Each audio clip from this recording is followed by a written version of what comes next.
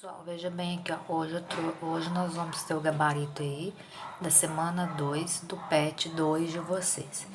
Quem está fazendo com atenção as atividades deve ter observado que é praticamente uma continuação do assunto do PET 1, que está trabalhando a questão aí da linguagem, da linguística e que vocês viram em sala de aula no início do ano. Tem aí no livro de vocês. O primeiro aí era um texto, uma explicação, falando da língua como fenômeno social de interação verbal. Vocês viram aí que fala de Bakhtin, que vocês viram aí nas primeiras semanas de aula e nos vídeos aí da TV Minas, que eu passei para vocês. Então, olha só.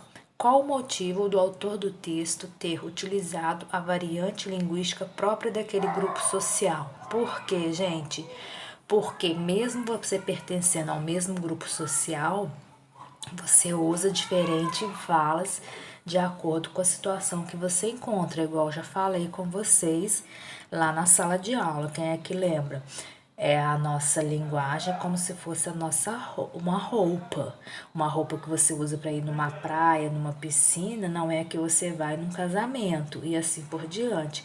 E assim é a nossa língua, o modo como você vai falar num grupo de amigos seu da mesma idade é diferente como quando você vai conversar com seus pais, com um avô, com um professor e assim por diante, tá? Então é essa a questão número 1 aí, ó. A variante de linguística própria daquele grupo social, ela varia dependendo da situação em que você se encontra.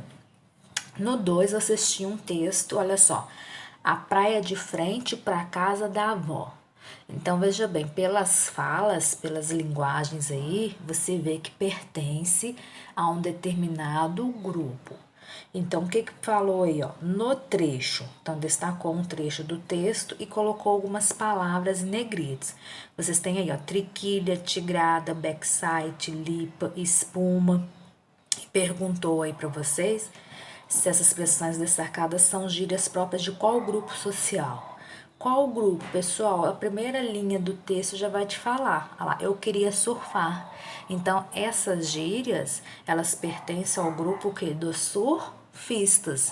Eu até acrescentei aí para vocês, colocando aí, ó, black site, lip, espuma tem seus respectivos significados. Coloquei o significado aí para vocês, ó.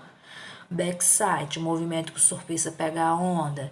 Lip, a crista da onda. Espuma, a margem do mar. Então, esses elementos pertencem ao grupo das pessoas que surfam.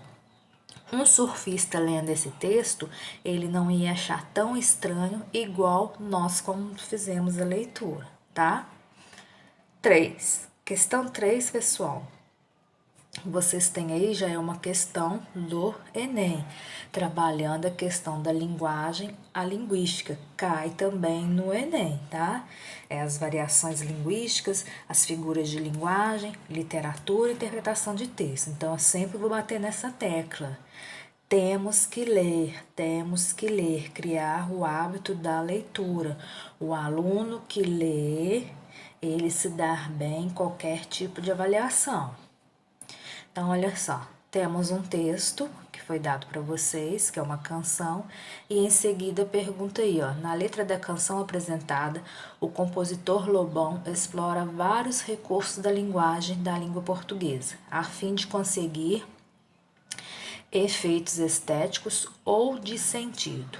Nessa letra, o autor explora o extrato sonoro do idioma e o uso de termos coloquiais na seguinte passagem. Qual que vai ser a passagem aí, pessoal? Veja bem aqui, ó. Espero que estejam dando para ver. Vai ser aqui, ó. Letra D. Lobo, bolo, tipo para rimar com ouro de tolo, que é o verso 11 e 12. Versos são linhas do poema. Ou seja, ele apresenta o verso que explora o som do idioma por meio da aliteração em B e L. A aliteração é um conteúdo que vocês vão ver mais adiante. Então, tá vendo como que existe uma sequência de conteúdos nas matérias? Então, por isso que é importante estar sempre estudando. 4 é outra questão do Enem também.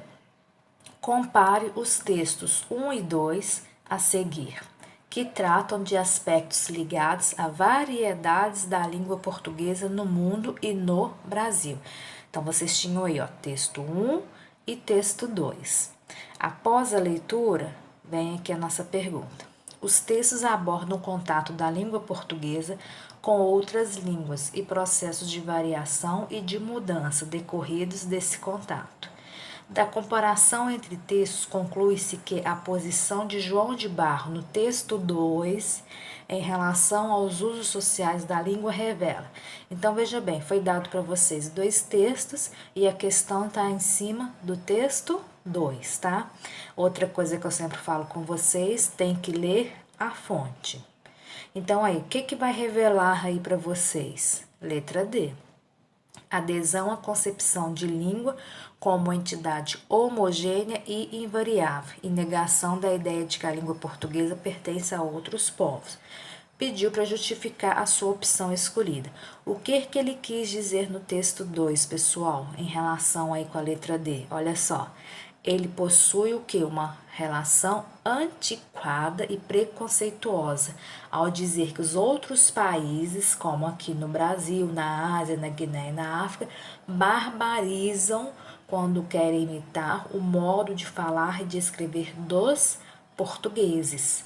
Então, o autor aí, na visão dele, a língua ela é homogênea e invariável, e não heterogênea e variável, igual foi a questão 1, que ela varia de acordo com a nossa situação ou lugar que nós vivemos, tá?